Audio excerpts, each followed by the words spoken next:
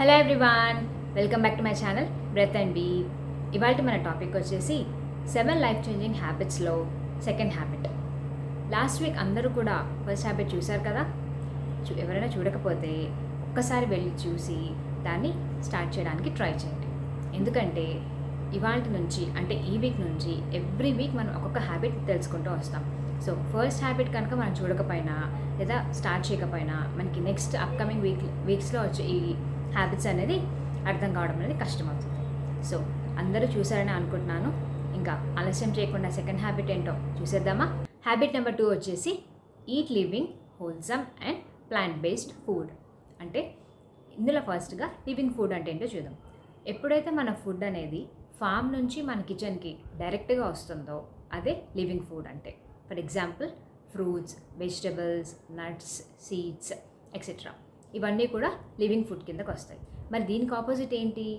Processed food అంటే junk, packed foods, can foods ఇవన్నీ కూడా ప్రాసెస్డ్ ఫుడ్స్ కిందకి వస్తాయి.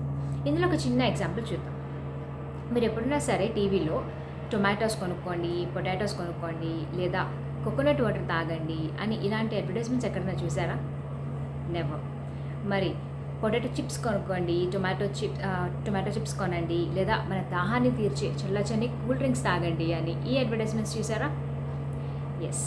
సో ఈ రెండిట్లో కూడా ఎటువంటివి మన అడ్వర్టైజ్మెంట్స్ చూడాలి, ఎటువంటివి మనకి ఆరోగ్యానికి మంచిది ఒక్కసారి ఆలోచించండి. మన చిన్నప్పుడు అట్లీస్ట్ ఒక 10-15 ఏళ్ళ క్రితము స్నాక్స్ అంటే ఏం తినేవాళ్ళము?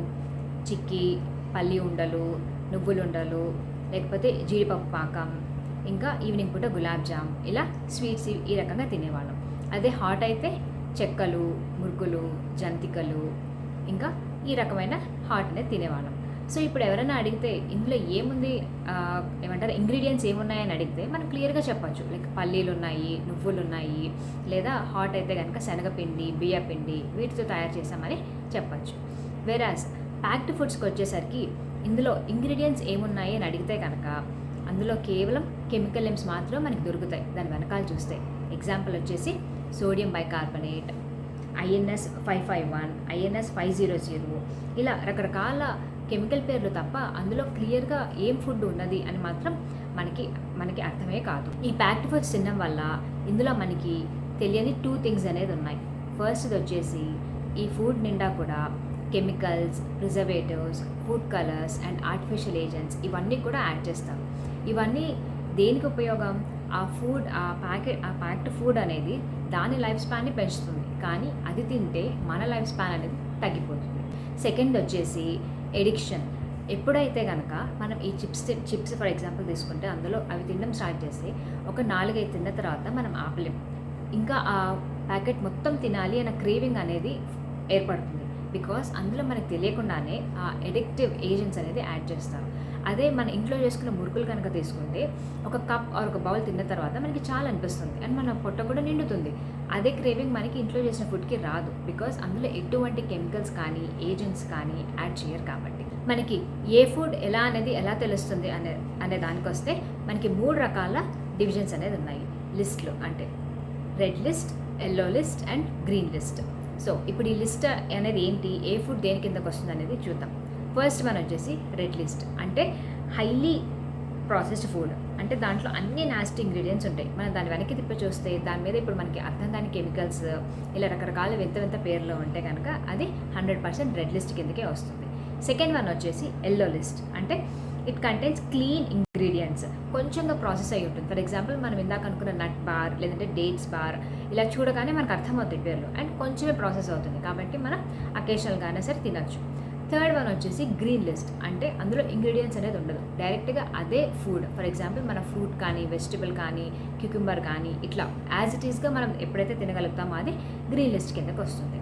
సో మీరు నెక్స్ట్ టైం ఎప్పుడైనా గ్రోసరీ షాప్కి వెళ్ళినప్పుడు ఏదైనా ఒక ఐటమ్ తీసుకున్నప్పుడు దాని వెనకాల ఇంగ్రీడియంట్స్ చూసి మీరు డిసైడ్ చేసుకోవచ్చు అది రెడ్ లిస్టా, గ్రీన్ లిస్టా, లేకపోతే ఎల్లో లిస్టా అని. ఇక్కడ మీరు ఒకటి అడగచ్చు, ఇప్పటి వరకు అలవాటు అయిపోయి ఇన్ని ఇయర్స్గా మేము తింటూ వస్తున్నాం కదా, ఆల్ ఆఫ్ ఎ సడన్ మానేయాలి అంటే ఎలా కుదురుతుంది అని. Yes, all of a sudden మానాలంటే ఎవరికైనా కష్టమే. అందుకే మనం ఏ హ్యాబిట్ని కూడా రిమూవ్ చేయకూడదు. It has to be replaced. అంటే దాని ప్లేస్లో దాని బదులుగా వేరే దాన్ని మనం తీసుకొచ్చి పెట్టాలి. అప్పుడు మనకి ఆ పాత హ్యాబిట్ అనేది పోయి కొత్తది అనేది వస్తుంది. ఇక్కడ మనం ఈ ప్యాక్డ్ ఫుడ్స్ కనుక అలవాటైపోయి ఉంటే కనుక వాటిని తీసేసి ఫర్ ఎగ్జాంపుల్ మన ఇంట్లోనే ఇంటర్నెట్లోకి వెళ్ళి మనకి హోమ్ ఫుడ్ ఎలా ప్రిపేర్ చేసుకోవచ్చు విత్ ద హెల్ప్ ఆఫ్ ఈ ప్యాక్డ్ ఫుడ్ని రీప్లేస్ చేస్తూ అని కొడితే కనుక సో మెనీ రెసిపీస్ వస్తాయి. సో మనకు అందులో మనకి నచ్చింది తీసుకొని మనం హ్యాపీగా తినొచ్చు.